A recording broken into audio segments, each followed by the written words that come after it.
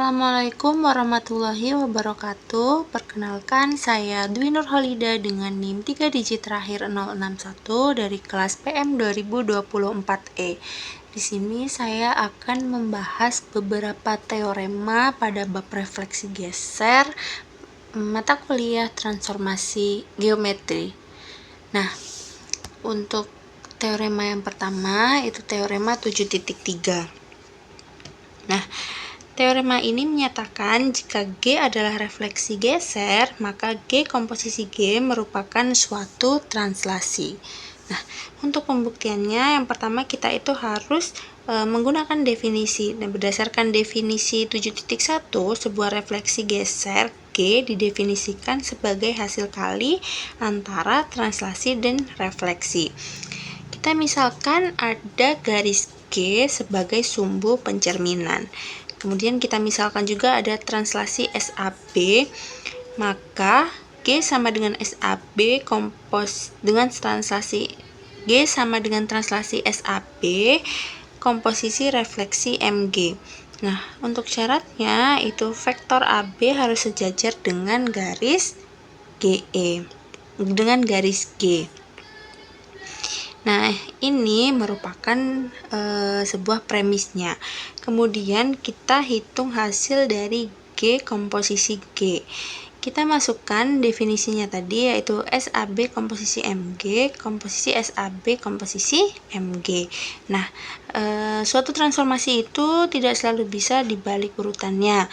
Nah, namun karena vektor AB itu sejajar dengan garis G dan teorema titik 2 itu menjamin bahwa MG komposisi SAB sama dengan SAB komposisi MG, maka kita bisa mengubah urutannya di bagian tengah, yaitu SAB komposisi MG komposisi SAB komposisi MG menjadi SAB komposisi SAB komposisi MG komposisi MG. Nah, kemudian kita kelompokkan yang sejenis, ada SAB komposisi SAB dan juga MG komposisi MG. Nah, karena sifat dasar dari refleksi itu jika dilakukan 2 kali pada garis yang sama hasilnya adalah identitas, jadi MG di komposisi MG itu sama dengan I. Nah, sekarang kita punya SAB komposisi SAB komposisi I karena identitas itu tidak mengubah apapun, sehingga yang tersisa hanyalah SAB komposisi SAB. Nah, berdasarkan teorema 5.6, dua translasi yang searah digabungkan akan menjumlahkan jaraknya. Nah, maka hasilnya adalah translasi S2AB. Nah, jadi teorema 7.3 ini terbukti bahwa refleksi geser jika dilakukan 2 kali akan kembali menjadi translasi murni. Nah, selanjutnya kita bahas teorema 7.6. Nah, teorema ini menyatakan bahwa rotasi terhadap titik A disusul terhadap refleksi terhadap garis S atau sebaliknya adalah sebuah refleksi geser.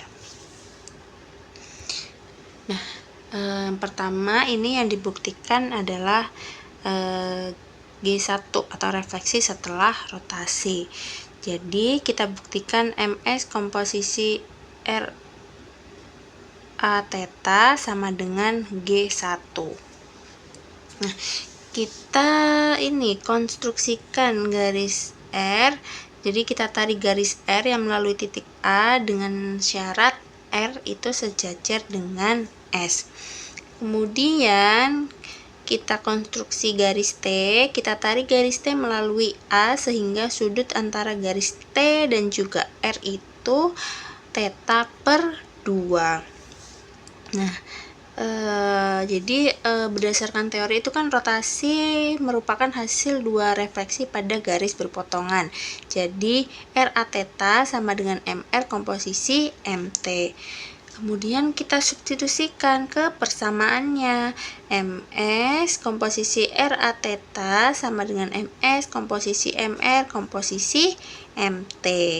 Nah, kita kelompokkan depannya itu MS komposisi MR komposisi MT. Nah, garis S sejajar dengan R berdasarkan teorema 5.8. Jadi karena garis S sejajar dengan R, maka MS itu komposisi MR adalah sebuah translasi. Jadi kita namakan SCD. Nah, jadi jarak CD ini adalah 2 kali jarak garis S dan R, dan arahnya juga tegak lurus terhadap garis S. Nah, sehingga hasilnya adalah SCD komposisi MT karena ada translasi dan refleksi. Ini menurut teorema 7.5. Nah, ini adalah G1 atau refleksi geser. Kemudian ini dibuktikan yang bagian keduanya, yaitu G2, RA theta komposisi ME sama dengan G2. Nah, kita tetap gunakan garis R melalui A, di mana R itu sejajar dengan S, kemudian garis T itu melalui A dengan sudut theta per 2. Nah, di sini urutannya cukup penting, yaitu kita tuliskan bahwa RA theta itu sama dengan MT komposisi MR. Kemudian kita substitusikan RA theta komposisi ME sama dengan MT komposisi MR komposisi MS. Kita kelompokkan juga untuk bagian belakangnya, itu MT komposisi MR komposisi MS. Nah, sama seperti sebelumnya, karena R itu sejajar dengan S, maka MR komposisi S itu menghasilkan SDC atau S vektor DC gitu ya. Kita peroleh MT komposisi S vektor DC berdasarkan teorema titik 5.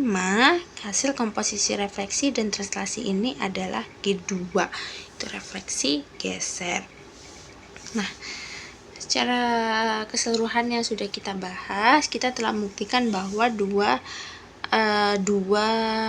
teorema, yaitu teorema 7.3 dan juga teorema 7.6. Nah, demikian penjelasan dari saya, kurang lebihnya mohon maaf. Wassalamualaikum warahmatullahi wabarakatuh.